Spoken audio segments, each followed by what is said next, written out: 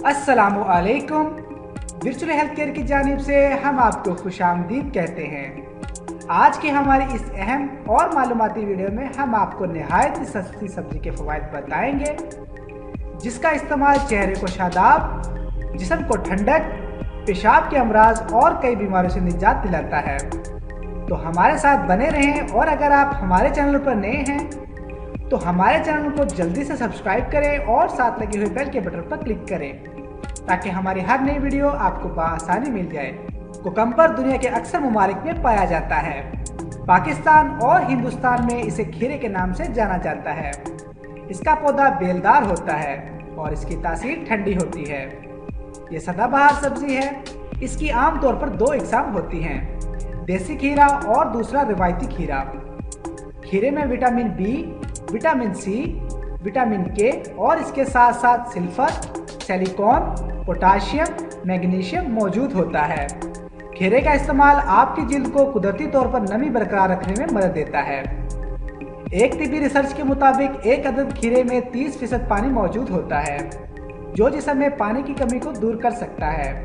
खीरे का इस्तेमाल हर उम्र के अफराद कर सकते हैं। खीरे के सलाद पर काला नमक छिड़क कर इस्तेमाल करना चाहिए। इस अमल से खीरा जल्दी हजम हो जाता है।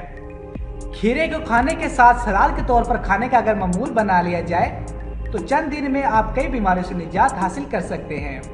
खीरे का इस्तेमाल पेशाब के अमराज, सफरा की ज्यादती, प्यास की शिद्दत, मैदे की तजाबियत, हाई ब्लड प्रेशर, खूनी बवासीर, जिगर की गर्मी, इन तमाम अमराज में शाफी है। अब हम आपको खीरे के कुछ ऐसे फवाइद बताएंगे जिनके इस्तेमाल से आपके जल्दी मसाइल का हल हो जाएगा।